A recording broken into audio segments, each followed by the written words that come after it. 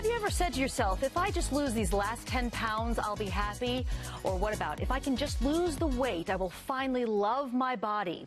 Our next guest says the belief about tying your happiness to weight loss can have a more negative impact on your body and health than you realize. Welcome this morning, Samantha Eaton. She's a certified nutritional health coach. Samantha, good morning. We're so glad you're here today. You know, I love this topic.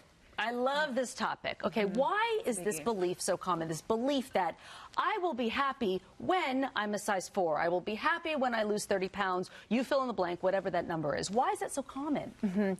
I mean, first off, it is super common. There was recently a global study done, and they found 90% of women wanted to change their appearance, with reducing their weight and changing their body shape. 90%? Coming in as the number one thing. 90. Yeah. So that, I mean, think of that alone. 90% of women are not in naturally larger size bodies. So that's including plenty of women in average and smaller size bodies too.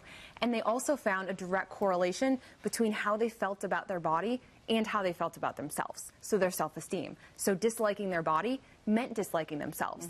And I think this really comes from a young age when we're fed this storyline by diet industry that, you know, there's this culturally ideal body, you know, this way we should look, and once we look that way, then this new magical world will open up to us, and we'll love our body and be confident and happy and, you know, accepted and filled with love.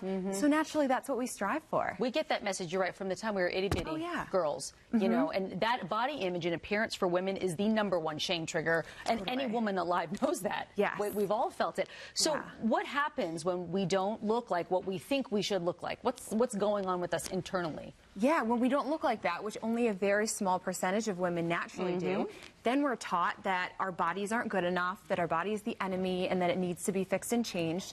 So not only is diet industry presenting us with this way our body should look, but they're also telling us that this is the way to get there. And that's through using food and exercise, things that should be fun and enjoyable, as these weapons against our body to manipulate, manage, and change it. So we're using food and exercise to control and restrict and discipline ourselves. So it's this shame-based industry that makes so much money off of our insecurities, feeling like we're not good enough. Yes, they're banking on us feeling bad about ourselves. And they're the ones telling us what we should look like. So they're giving us this thing, no one can really measure up to that, and they're making all this money off of it. I know, you have to consciously decide that you're going to believe a different thing. I mean, that's the bottom line of it.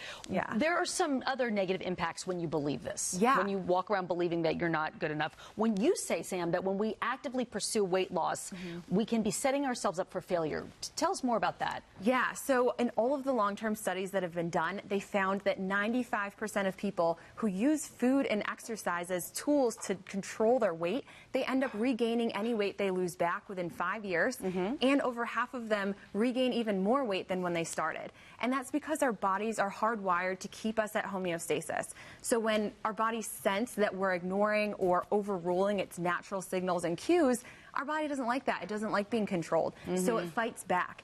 And then fighting back on the outside, for us, looks like cravings, emotional eating, you know, that preoccupation, stress thoughts about food all day long, and overeating and binge eating. So if we fall in that 95 percentile range, even if we see weight loss, it's going to come back, and we'll likely find ourselves in a worse position than when we started. So as a certified health coach, what do you suggest we do? I mean, how do we fight this myth that if I just lose X amount of weight, then I'll be happy? Yeah, I think a big thing is to really start by separating how you feel about yourself and what your body looks like. And it starts from a young age. So you have kids, right? When they were babies, did you ever say to them, you're really chubby, you have a lot of baby fat, so I don't love you yet, but as soon as you lose weight, then I'm going to love you? You didn't, right? And that's conditional versus unconditional love. Like, it was no matter what the problems were, how much fat they had, how much they were keeping you up at night, you loved them, and it was from that love that you wanted to take care of them. You didn't have to force it or use your willpower, you wanted to. Same with us, but we tend to put things in this weird reverse order. So we need to talk to ourselves like we would talk to a friend. Yeah, you know, absolutely. And we really have to, it's such important work. I mean, it will change your life. Very quickly, you're speaking at an event coming up. Can you tell everyone about that? At Club Pilates in Fort Mill. It is this coming Sunday at 2 o'clock, and it's free for everyone to come, and we'll be talking all about how to make eating easy and feel happy and confident in your body for good. And enjoy food. Enjoy food. Feel confident and good in the body. Whatever that body looks like today, you have to accept it as it is right now. Yeah, you can't put living your best life on hold just because your body doesn't look how you want it to, or you're wasting your life. Very good. Samantha, thank you so much. Check out healthyeaton.com, healthyeaton.com.